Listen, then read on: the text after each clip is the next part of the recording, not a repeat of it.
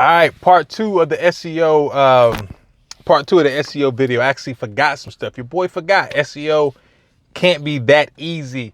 And it's not, my bad. Some of y'all probably looking at the first video like this, that BS. Your boy forgot. I could forget. So this is SEO part two, and this time we're talking about content. SEO content for your Shopify store. Again, my name is Tyron Spear. Done about $2.4 million in e-commerce sales. Built a water plant in Kenya, my own money, and been doing. I'm about to say by doing SEO. I started doing SEO in 2010, but I've been doing e-commerce since 2013. All right, so let's jump into it. So content. Turn the car on, man. I'm out here about to grab me a good vegan meal, and the sun is blazing too. So, oh, my lighter. You dark skin. You heavily melanated. You need that good light on you. So, good light and good audio is what I was taught at Emory University when it comes down to putting out video or video production. You need lighting and you need audio. So now I got, thank God, because of this big ball of sunlight we got inside the sky, I got my lighting, and then I got my audio with mine. So anyway, content. So what you need to do is go back to the research. Remember the research? Remember the research I told you about? Research I told you about a couple of videos ago. All right. So go back to your research. Understand what your problem is. Understand what the solutions are around those problems, and then create you about 10. Get you a content creator. Drop some psychology up in there, because towards the end you're going to be. So if you've already written your copy, it's going to be great, because you can take the closing part of your copy. I've never even told anybody this before, so you're getting this, but you're getting this. So take your closing part and then add that to the end. So now that you've talked about the problem, talked about these issues, from there you can add in the close of your own product at the end, and then sell them your product. Then what you're going to do is you're going to take links. You're going to get 10 pieces of content. You're going to go to your blogging section of your Shopify store, and you're going to add in those blocks of content there. You can also take those pieces of content. You can run traffic to it if you want to. That'll help give you a nice boost. These videos about SEO aren't for you to rank for keywords, but it's mainly for you to be found for your branded keyword terms. And I explained inside the last video, if you didn't see it, that basically I was not ranking for my own branded terms. I thought I was, just because of how much traffic I was running to my store, but I found out that I wasn't.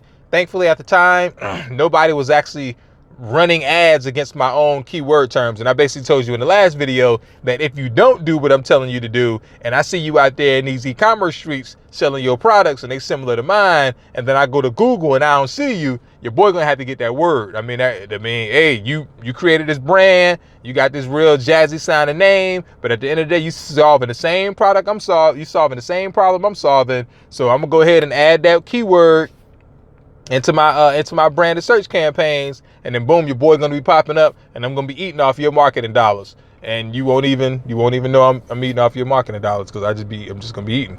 So anyway, so don't let that happen to you. So content.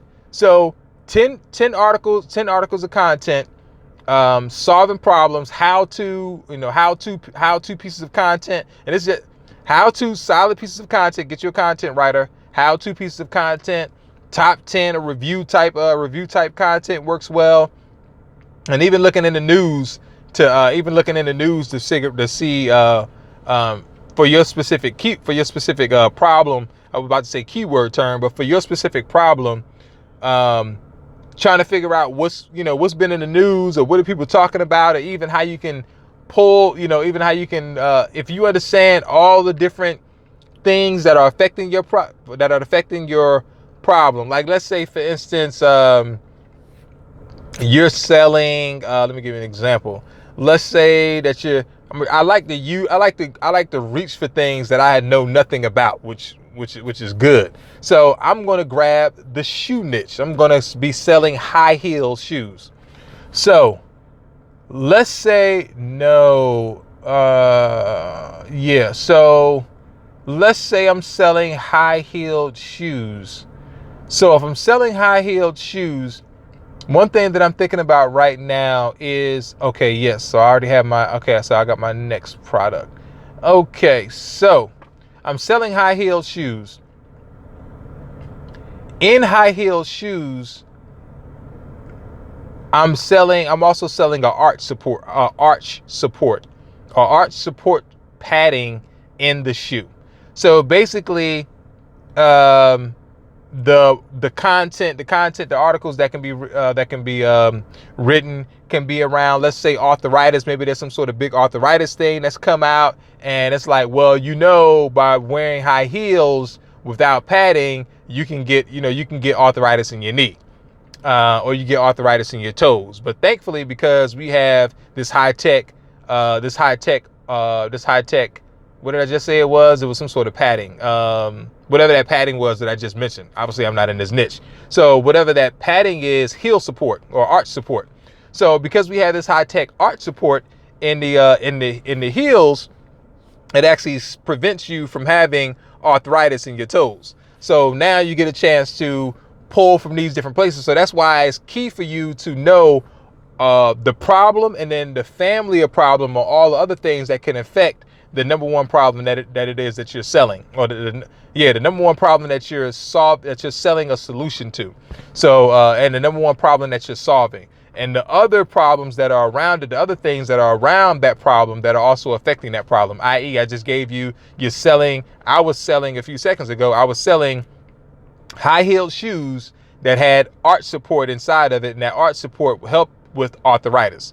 So this is why you need to do the research, so that way you can now write the content. I ain't even think, when I told you about the research, I told you that the research is going to bleed over into a lot of different things that was going to help you out.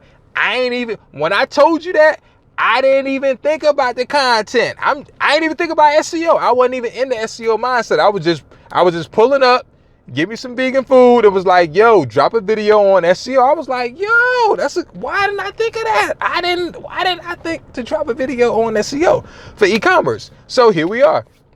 So go to the research, grab, get about 10 to 15, even 20 articles written up. And if you want to, you can go ahead and drive some Facebook ad traffic to it or whatever. Share it on your Facebook page. Make sure it's valuable. You got an email list out. Make sure the content is valuable. Email it out to people, and that way you can get some traffic. You can get some traffic coming into those pages. Now, add links on those pages to the product that you're selling. So now you can keep dropping content, especially if it's good. You can keep dropping content, and you can even write up press releases. The next thing. All right. Put a pause on that because I got 2 minutes. So how the link should work. Those 20 articles should reference each other. So you can have links from one article referencing another article that's on your site, and then vice versa. And then those articles should also have links pointing back to the home page. Those articles should also have links pointing to those supporting products as well. Press releases. You also want to do, from an SEO standpoint, you also want to do press releases. You can do PR Web. I like PR Web. There's probably some other press release services out there. Google it. And then you also want to do a press release on your brand too. Mind you, we're on SEO video number 2. So do the stuff that I told you in video number 1.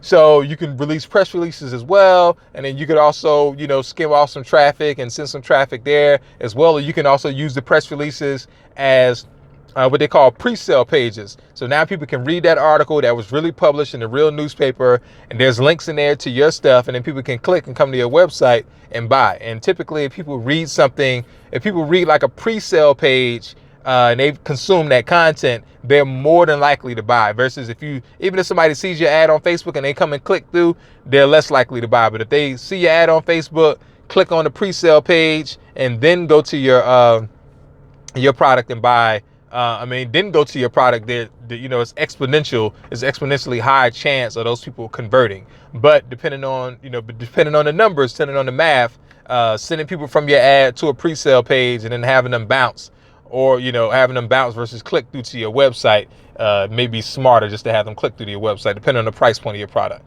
And this video just went over 10 minutes, but I'm gonna go a few more seconds longer. A brother asked me earlier whether or not, dang, it don't have nothing to do with SEO. So I'm gonna just make another video. All right, peace.